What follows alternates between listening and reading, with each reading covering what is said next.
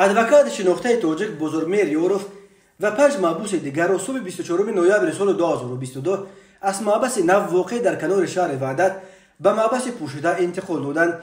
در این باره روز 24 نوامبر بنیاد بزرگمیر خبر داد این سازمان حامی حقوق را جمشید یوروف ادوکات و برادر بزرگمیر یوروف در پولشا تأسیس داده است.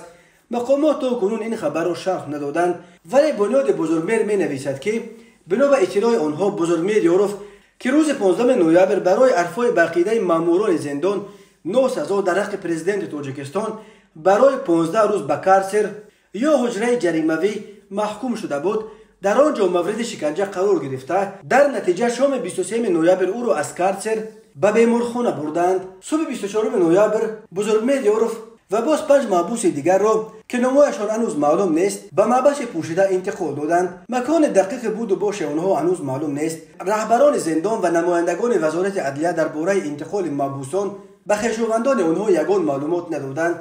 بزرگمیر یوروف توانسته است خبر دهد که او را به محبس پوشیده میبرند و تماس با او برای تقریبا 2 سال قطع می شود. او را در این مدت از حق صحبت‌های تلفنی و گرفتن دستاویز از خویشاوندانش محروم کردند. خبر داده است بنیاد بزرگمیر یوروف. بنیاد بزرگمیر قبلا خبر داده بود که بزرگمیر یوروف که در محبس نو واقع در کنار شهر وحدت 28 سال حکم زندانش را ادا میکند، روز 15 نوامبر سال 2022 در عرفه روز پرزیدنت با ماموران این محبس درباره نقش و مقام پرزیدنت وارد بحث شده. به این دلیل بار دیگر به مدت 15 روز در اتاق جریمه‌ای جای کرده شد.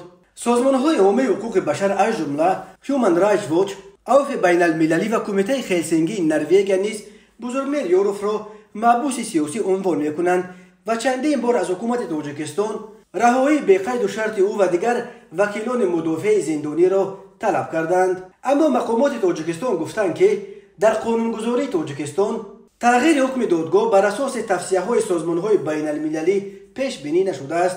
مقامات تاجیکستان وجود محبوسان سیاسی در کشور را کاملا رد می‌کنند و می‌گویند افراد چون بزرگمیر یوروف، نورالدین محکموف و زید سیدوف که حامیان حقوق آنها را محبوسان سیاسی می‌نامند، در اصل با جرم‌های دیگر از جمله برای قلابی محکوم شدند.